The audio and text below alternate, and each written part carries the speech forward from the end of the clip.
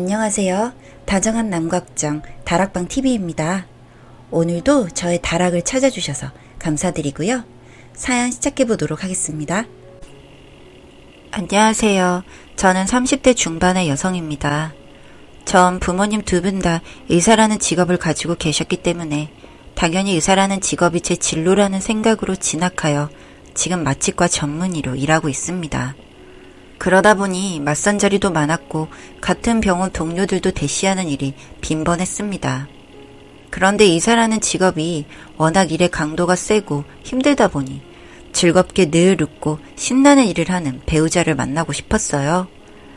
그런 저를 잘 알았던 정신과 전문의였던 선배가 어느 날 저에게 남자를 소개시켜주겠다고 했고 저는 그렇게 뮤지컬 단역배우로 있는 멋진 남친을 소개받았습니다. 정말 이쪽 일을 하는 사람들의 외모는 타고나는 건지 정말 얼굴을 딱 보는데 광채가 나는 듯 했습니다. 저도 어디 가서 꿀리지 않는 인물인데 너무 멋진 비주얼에 뿅 가서 첫 만남부터 일사천리로 진도가 이어졌습니다. 가끔 멋있는 배우 덕질하는 동료들을 이해 못했는데 제가 겪어보니 공감 100배였어요.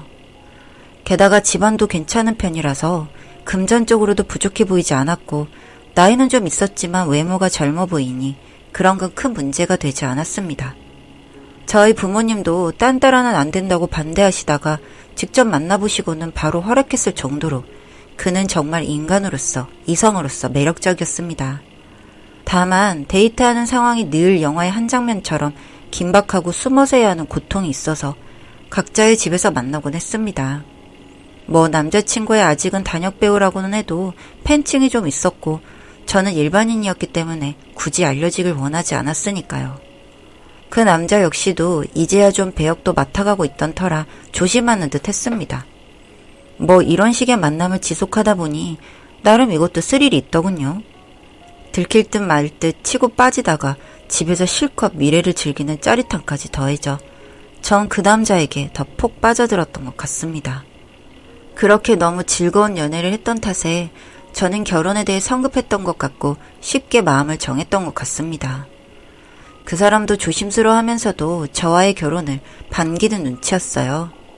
일단 호텔에서 예식을 하고 양가 친인 쪽도 가까운 분들만 모셔서 예식을 치렀고 축의금도 받지 않고 그렇게 진행을 했습니다. 그렇게 만나서 예식까지는 불과 반년도 안 걸린 것 같아요. 전 그때까지만 해도 하늘을 둥둥 떠다니는 느낌이었어요. 그가 출연했던 뮤지컬이나 그가 좋아하는 영화 등을 보면서 저는 현실과 드라마 속의 배역을 혼동하기도 했고 그냥 남친이 하는 뭐든 다 너무너무 좋고 행복해 미칠 것 같았습니다. 공부만 하며 살아온 저에게 남친은 정말이지 새로운 존재였고 절 행복하게 만드는 사람이었습니다. 신혼집은 남친이 사둔 빌라로 정했고 전 인테리어만 신경 쓰면 될 상황이었어요.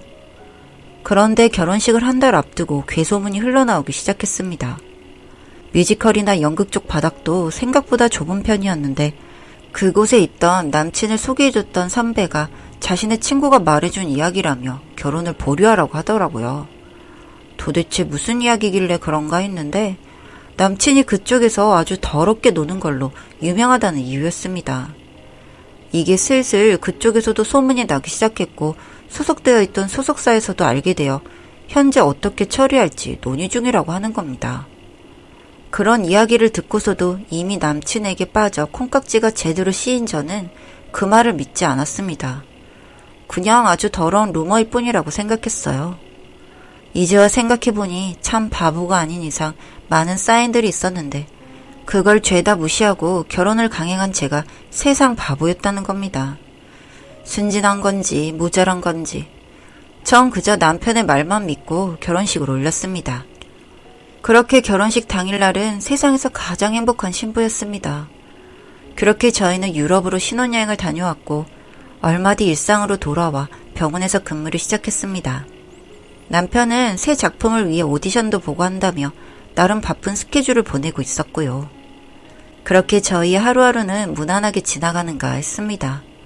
그렇게 한 1년은 어떻게 잘 지냈고 그 사이에도 남편은 오디션을 여러 곳 도전했지만 딱 한 번 아주 단역으로 무대에 설 수 있었습니다. 아무래도 그 더러운 소문 때문에 피해를 보는 건가 싶어서 옆에서 지켜보는 저는 참 마음이 아팠습니다. 그 사람에게는 꿈이 흔들리고 있었기 때문에 저는 스트레스를 주고 싶지 않아 지금은 그저 휴식기라고 생각하고 좀 쉬는 게 어떻겠냐고 말했습니다. 어차피 제가 버는 걸로도 충분히 먹고 살 수는 있었으니까요. 저는 그렇게 휴식기를 주고 나서는 별일 없을 줄 알았습니다. 하지만 그게 아니더군요. 막상 저는 일하러 나가고 남편은 매일같이 집에 있다 보니 사소한 다툼이 끊임없이 생겼습니다.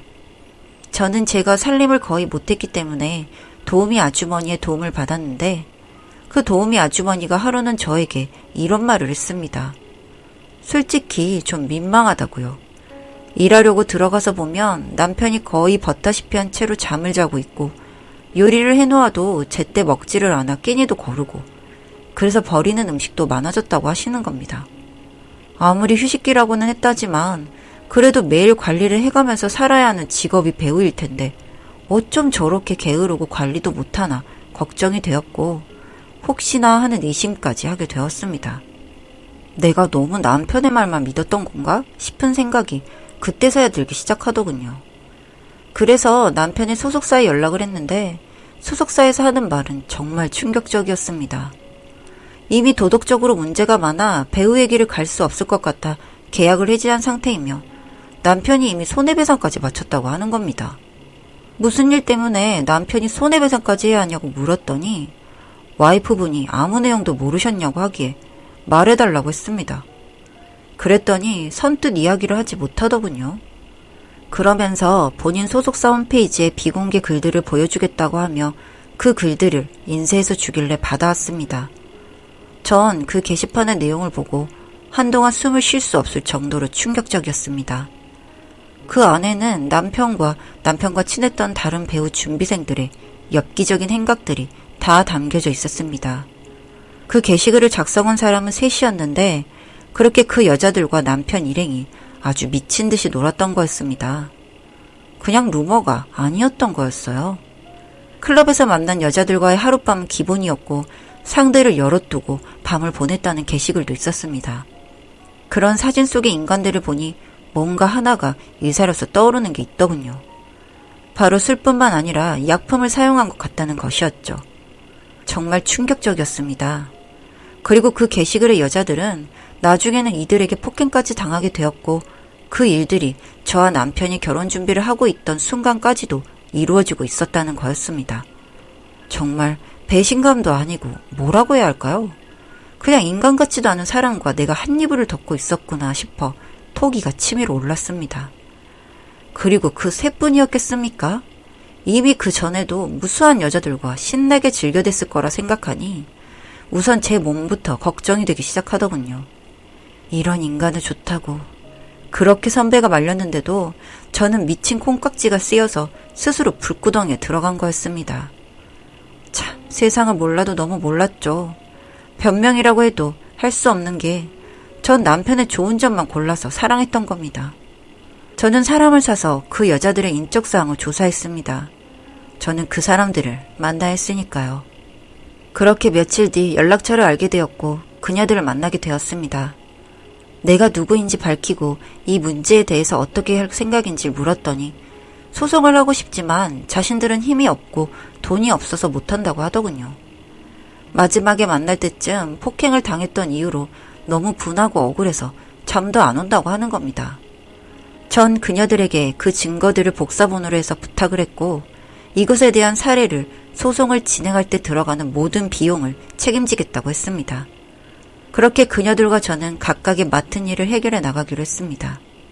곧 송두리째 나락으로 떨어질 것은 예견된 일이었으니 저 역시 남편을 불러 해결을 봐야 했습니다. 저는 집에서 모처럼 코스 요리를 세팅해놓고 그를 기다렸습니다.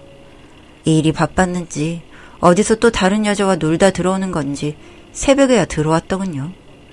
이미 늦은 시간 들어온 남편에게 전 증거물을 보여주고 우리 이제 이혼하자고 했습니다. 그랬더니 아니야, 이거 아닌 거 당신도 알잖아. 더러운 루머일 뿐이라는 거 알고 있잖아.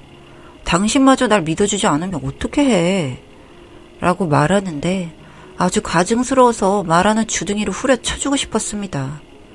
그건 소송을 해보면 루머인지 아닌지 알게 될 것이고 나는 그동안에도 너랑 한 입을 덮고 지낼 수 없다고 지금도 구역질 날 지경이니까 좋게 협의 이혼으로 해줄 테니 이혼하자고 했습니다.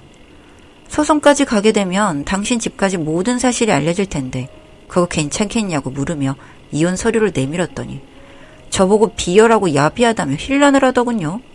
참나, 누가 비열하고 야비한 건지 정말 어이가 없었지만 이런 똥통에서 빨리 빠져나오려면 어쩔 수 없다는 생각에 씹어 삼켰습니다.